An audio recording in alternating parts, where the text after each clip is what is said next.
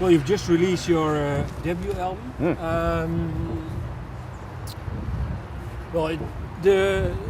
Why did you pick this cover? How come? Okay. Throughout the campaign, we used pictures from the same a northeast photographer from where we're from in the northeast called Keith Patterson did a social documentation in 1984 in the town where we're from, and this was during like a big depression in the UK. You know, was particularly where we're from. There was a lot of unemployment. There was a lot of unrest against the government. And during this time, a social documentation of photography was taken, and we just thought that, you know, more people should see them, you know, and people look at them and say, "Is this you guys?" And we look like, no. And then other people say, when did you see this documentation? We found a book. Dave, our drummer, had a book of it was called Blood, Sweat and Tears, and it was all about the story of the miners' strike, which, you know, which still cuts pretty deep where we're from, which is a really hard time. But how come it still cuts deep? How come? Because the government allowed Margaret Thatcher's government, Tory government, closed down all the main employment in our area of the country with no jobs to go to. She let the miners go on strike with a huge coal reserve, you know, so people did not get paid for a year. But, you know, where we're from, we were getting food shipped in from Russia. This was 1984, you know, like, that's the northeast of England, you know, and there were terrible times, and a lot of people still don't speak because some people went back to work, you know, and they were called scabs because they crossed the picket line and went back to work, you know, and that was only like 26 years ago, you know. So the people are still divided then? People aren't divided. People were very united at that time because they were so passionately against the government. But I think that, you know, there was a big north-south divide became apparent because, you know, we kind of got forgot about up there in the northeast. But out of adversity comes the best kind of camaraderie and the best creativity, I think.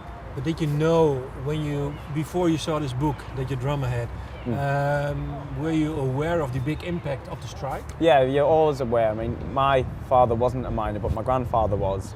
And Dave and Michael's parents were miners. It's just what you did. You left school, you went down the mine, you know, to work. So I think from a very early age, I always remember my family drumming in to me how much of a horrible person this person called Margaret Thatcher was, you know, and she was the, you know, complete antichrist, you know. And that was kind of drummed into you. I don't know how, just kind of like the area where we're from. It's not political. It's just the way it is because it got fucked over so badly, you know. Yeah, it's just the way it is. Yeah. But is she still the Antichrist, or? Yeah, pretty much. I think there'll be street parties when she dies. And no, that's no exaggeration, you know. There will be. Okay. Yeah. Okay. So let's return to the book. Photo book. How did the drummer get this book? He found it in a bookshop, a local bookshop, and we saw the images, and we were like, that would make a great cover for an album, and so would all the others, you know, for other things. And we got in touch with the photographer, and he was delighted for us, you know, to have found his work, and that we wanted to expose it. And so many more people have found out about, you know, that story because of these photos, and it's kind of a paper trail for people. People see the image, say, "What's this?" and then they find out, you know, for themselves what it was like at that time.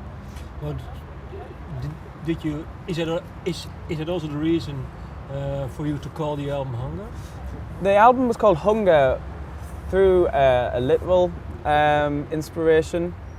We read we read quite a lot of books, and there was this one book by a Norwegian novelist called Knut Hamsun, and he had a book called Hunger, and it was all about a writer who would get the occasional works published, but until he got work published, he would live on the breadline, you know, with nothing. And he believed that he was his most creative when he had nothing, and out of adversity becomes something creative, and something good will come out of that. And we just thought, you know, because it was the music we were creating, because it was where we were from, you know, we weren't from London, we weren't trendy, you know, we weren't in vogue, you know, so we just wanted to be creative, and we had a desire to do that.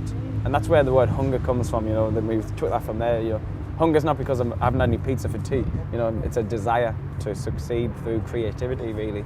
And that's what we all set out to do, and to do interesting things as well. you.